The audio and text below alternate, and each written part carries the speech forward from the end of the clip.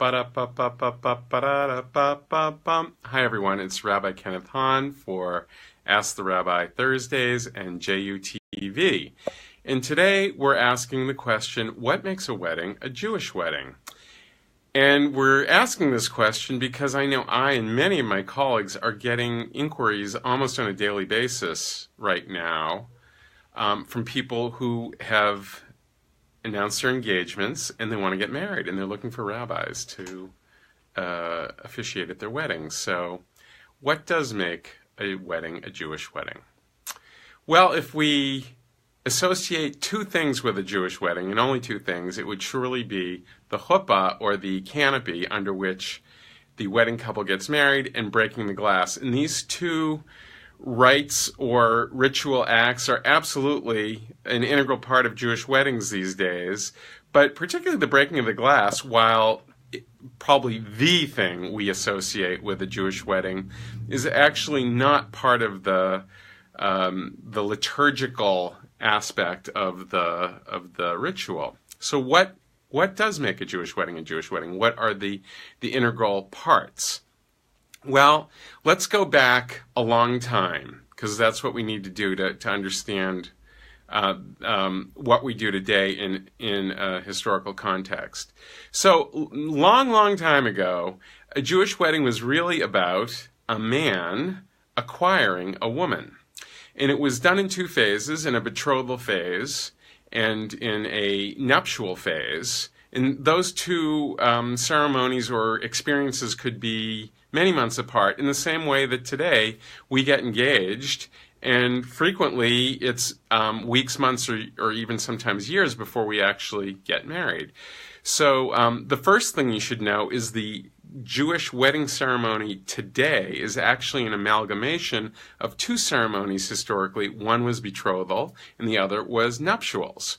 Okay, but what was this historical context? So because the man back then, because only at that time marriage was only a man marrying a woman, thankfully today we have all kinds of other possibilities. But back then the man was acquiring the woman, and so in the process of acquisition, there would be a contract. And basically the contract, which in Hebrew is called a ketubah, would be signed by the man, and it would, and he would stipulate in that contract, among other things, what he would do to provide for his wife, and his family would do to provide for his wife should he either die or choose to divorce her, which he could do. She didn't have that option. She couldn't choose to divorce him way back when, but he could.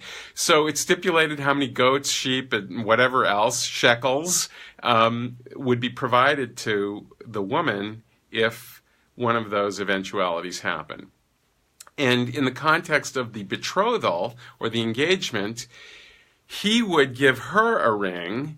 And one of the reasons why, and basically that was the consideration, as it's called, for the contractual experience. So she was getting something of value. And the reason why Jewish wedding bands are solid metal is that when you were determining how much consideration you were getting, you wanted to know what the value of that was. And of course, if there were stones in a ring, gemstones, it's very hard to know what a gem is worth once it's actually set in a ring, because you can't look at it very closely. You can't see the actual size. You can't see the clarity, the color, really, all those things. So it was a solid metal band, and she knew exactly what she was getting for her hand in marriage, basically. So, and actually, that's the context in which even today Orthodox and formally speaking, conservative Jewish weddings take place, because that ketubah in its kind of original form still is very much what is used.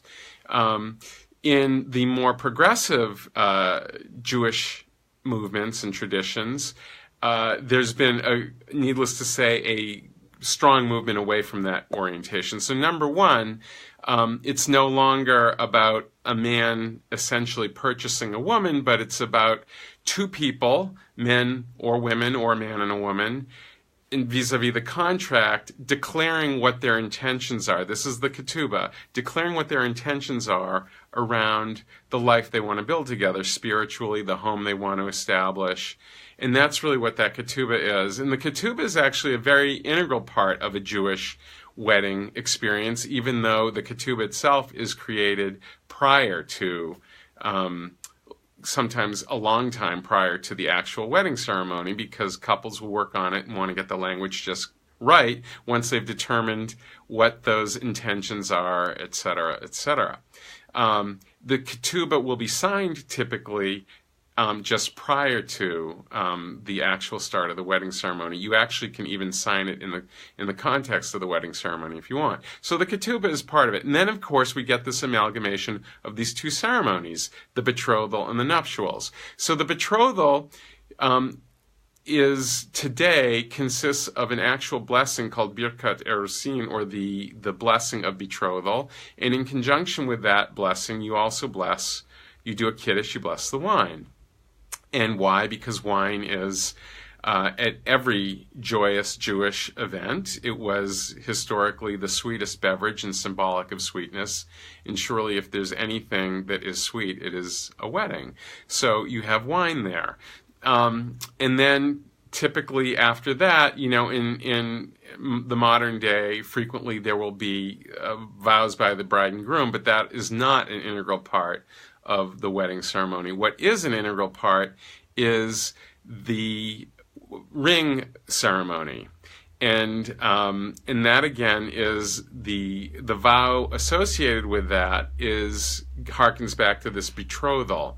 And so you actually say in the classic formula, you are betrothed to me with this ring, according to the laws of Moses and the Jewish people. And historically, again, it would be only the man saying this to the woman because he was acquiring her.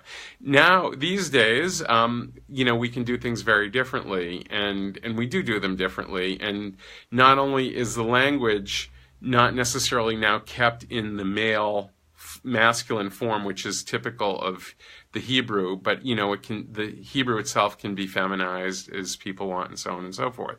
But that ring ceremony, which is in the Hollywood setting, is kind of the ultimate experience in the wedding, and then there's kind of a declaration that they're married, and off the couple goes. But we're really only midway through, because with the ring ceremony, we've now finished betrothal and we move on to nuptials. Now, back in the good old days, nuptial basically consisted of the woman going to the man's house, they're sleeping together, and consummating the marriage, and boom, they were married. And that could be the same day as betrothal or a year later. Today we have a placeholder for that nuptial experience, and that's the 7 blessings, or the Sheva Brachot, and that's the second part, or the second half of a Jewish wedding ceremony. And interestingly, the first blessing is the blessing over wine. We have 2 blessings over wine. Why? Because historically there actually were 2 ceremonies, but we brought them together into one. But we still do the blessing over the wine as the first of the 7 blessings, and then there are the other 6 blessings, and those 7 blessings then are actually a very integral part of a Jewish wedding, and classically a Jewish wedding, because again they are the placeholder for a whole separate experience, which was the nuptial experience.